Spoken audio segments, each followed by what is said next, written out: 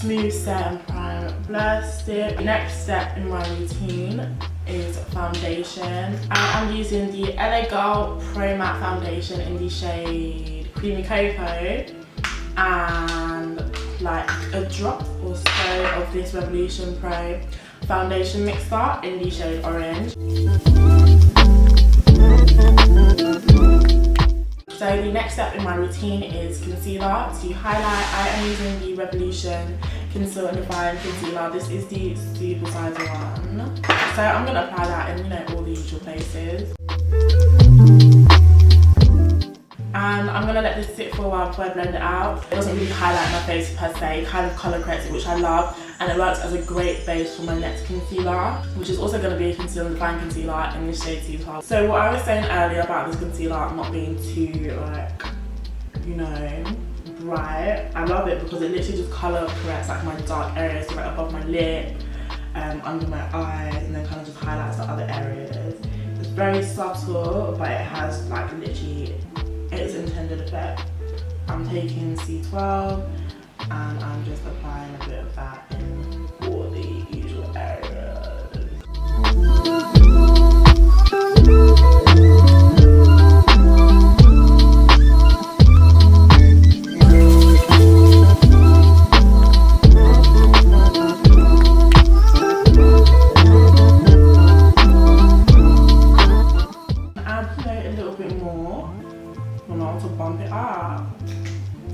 So I'm gonna let that sit for a while. While it's sitting, I'm going to be setting. I am using the Revolution, not Revolution products, guys. I'm using the Revolution Banana Deep powder. Prior to this, I was using the Sacha Buttercup powder. I decided to go for this just because it's affordable. It's basically the same thing, about £5.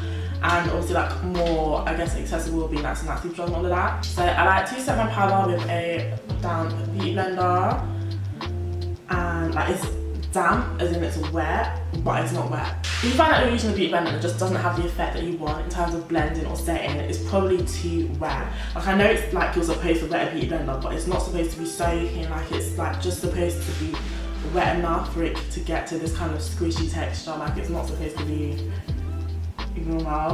like you're bathing in the water, yeah. I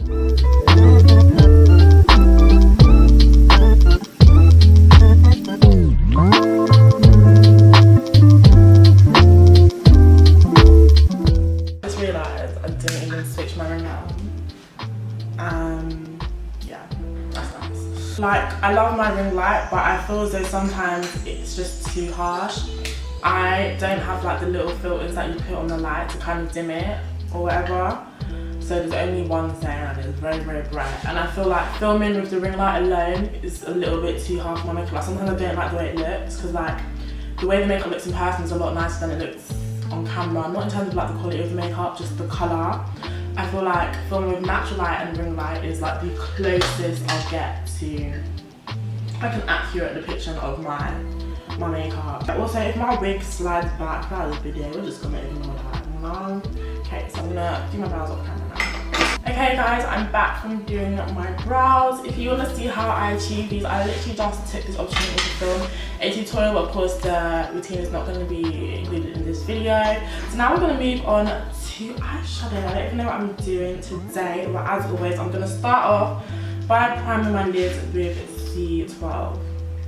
So I'm going to start off with this nice chocolatey shade, and I'm just going to tap that on the outer corner of my lid. Guys, I literally don't know what kind of look I'm going for today. I'm literally just going to freestyle and pray that I don't mess up this entire video. There's an orange in this Morphe palette, but I honestly don't like it. It's just too... Is the word opaque? I'm going to try it out, but usually it's just not it. You can see that it's just not it, which is annoying. But I'm going to keep going because I've already put it on. So I'm just blending out that kind of brown shade. Okay, this is actually coming out a lot nicer than I expected it to be. Okay, so now I'm going to go back with that first shade.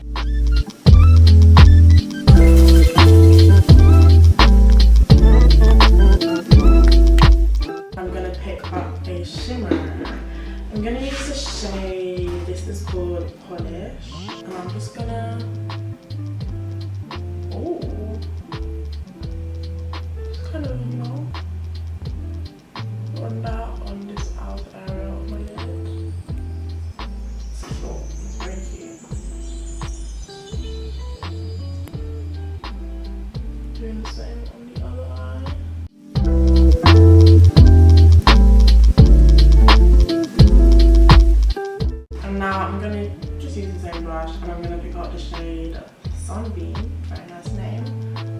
And put that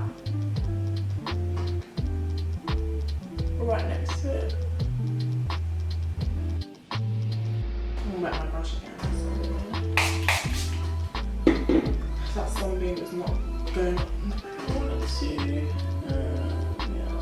Yeah. Now I'm going to start blending all the colours on my lid together. So I'm going back in with polish, taking a bit more across my lid. So what I'm doing is kind of creating a faux cut crease effect. Anyway, back in with my orange.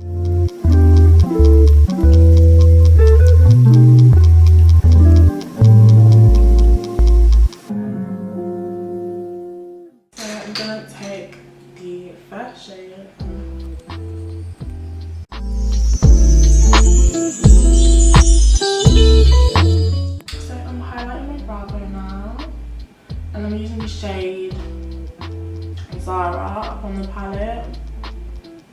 Next, I'm going to line up my waterline.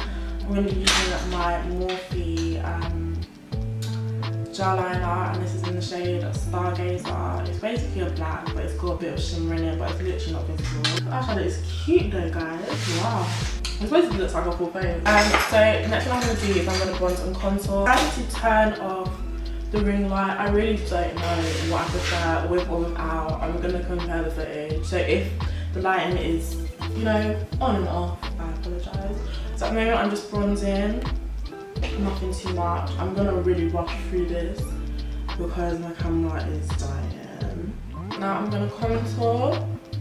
I really do live for a deep and warm bronze and contour.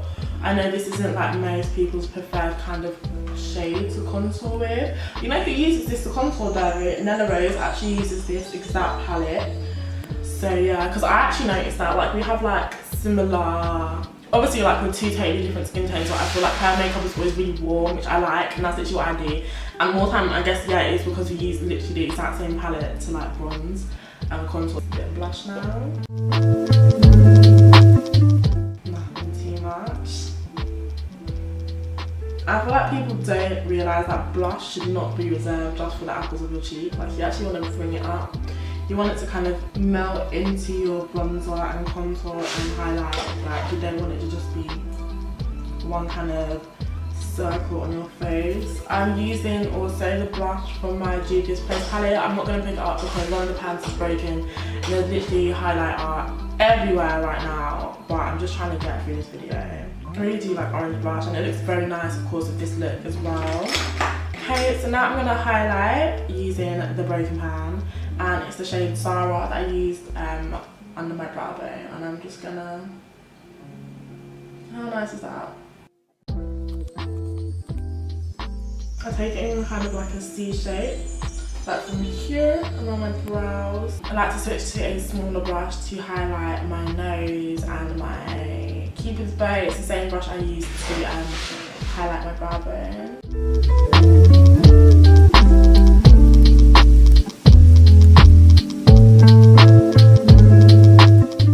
In as much as this kind of looks cute, I'm still gonna blend it out because I don't like when highlighter is too heavy or too kind of obvious on the face. It's just not as cute as you think it is, trust me. I'm gonna set. I'm basically lit and dusted. I'm gonna move on to my lips. Bit on my lips. I'm just lining them lightly with this. This is actually an eyeliner from Primark. It's like a dark brown. I'm gonna go in with a little bit of concealer.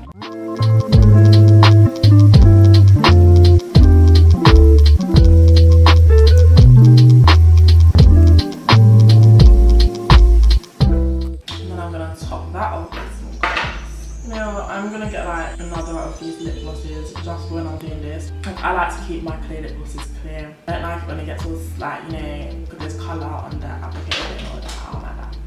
So yeah, that's something I need to look into doing.